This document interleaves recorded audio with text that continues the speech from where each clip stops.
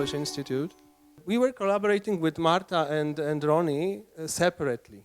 But at one point of time, we have realized that actually this is a very nice crossover project, that she is living here in India, making pictures of India, which you can see here. And Ronnie went to Poland, tried to explore Poland from his point of view. So I think this is a very good idea, to bring them together here and to make them share experiences, Actually, we have a very close collaboration with Polish Cultural Institute in New Delhi. The whole project Stories from Himalayas started from my work in Nepal. At the moment, I'm working on a project around the cults of Nanda Devi in Uttarakhand, and this is the exhibition which is currently on a show here during Delhi Photo Festival. The whole story started from my participation in Nanda Devi Raj Yatra, which is a pilgrimage happening in the Himalayas, Indian Himalayas, every 12 years. I went for the whole route of pilgrimage, which is 300 kilometers, and it lasts for 3 weeks, and up to an end which is high in the mountains. At this point I started to understand that it's not enough, only to explore visually, that working in another country we have to come back to the methods of traditional visual anthropology. When you come back afterwards with your work to the community and ask them about their comments, because then you receive a feedback and then you can again come back and you get the much deeper understanding about what you are actually photographing. I have one question that, so I have seen all are in black and white. So is there any reason why black and white only? India is a very colorful country, and it's a very beautiful country, and it's too colorful country. Like, for me, it's very difficult to photograph in India in color. In my pictures, I want to show emotions. I do have a feel that black and white is much stronger. When the madness of photography was not as much as it is now, and as I said, I never wanted to be a photographer. So slowly, steadily, during the college days, it all started happening, and I wanted to work on stories that would mean something to me, and started out as a documentary photographer. Last Delhi Photo Festival was in 2013, and this was my first artist book, and the work is called as Khmer Din. I was in Cambodia in 2012. It's about the nights in this beautiful city called Siem Reap.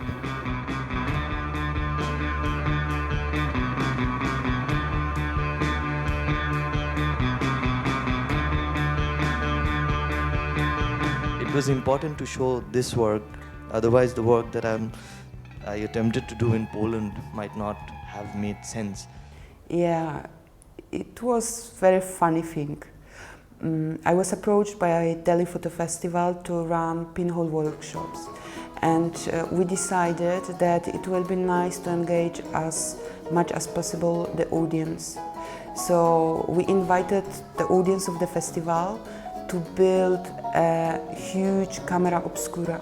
Camera obscura is a closed room, for example, with a small hole. Light passes, and you can see a projection, upside down, colorful projection inside it. We were building it out of a very, very tricky materials. We used bamboo and cardboard. It was a difficult job. It took us 3 days. We resulted with something which was really funny looking, because actually it looked more like a slum hut than anything else. But somehow we all had a feel that it was very appropriate for the festival, because we hijacked it.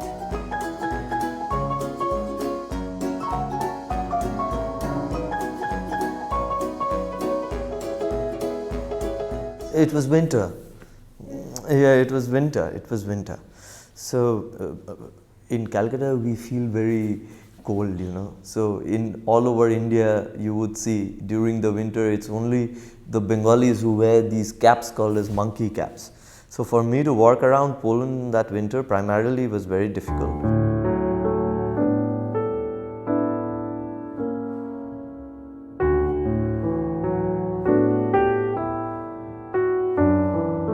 how do you react to a place where you have never been? You know that you might find traces of communism, and you might find traces of the color red, but then suddenly you figure out that there's nothing. The communist regime has gone, and it's been a long time. 3 generations have passed, the counter-revolution is over. So how do you move on? And at times you're so confused what to do. All you can do is probably share your confusion in a beautiful, poetic way. There's no way out.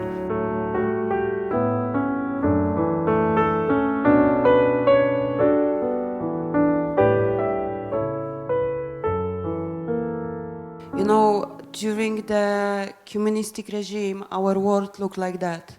Exactly, you captured the specific way of people dressed, the specific boredom which was there, the specific emptiness which was there. The idea was to look at old Poland, probably. I don't know if it is old, but it has to do with a lot of sentiments that I had, possibly. But I was reacting to the Poland of today. So that's the reason, it's called this New World Chronicles of an Old World Color. And nostalgia, and then of course the title kind of also is a bit of a giveaway for me. New World Chronicles of an Old World Color. It's almost like the old world didn't really have the color, so you kind of needed to go there and find your own color with it. It's interesting. Close by to the field we were building a camera obscura. I have put some works from a project called Romaniki.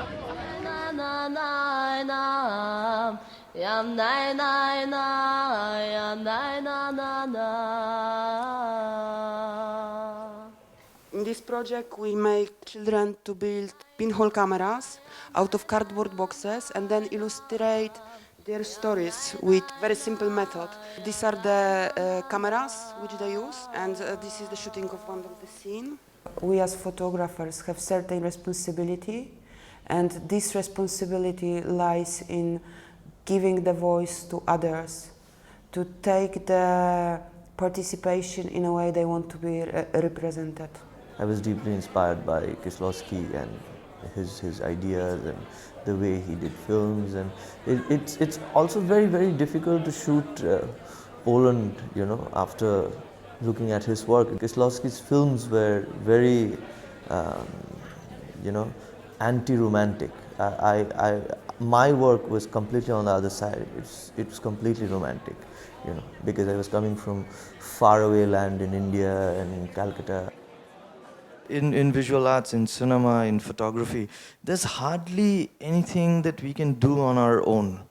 And these are journeys that one has to start realizing, that we catch up from a place where somebody else has left their journey. And then we leave somewhere, and then somebody else will, start.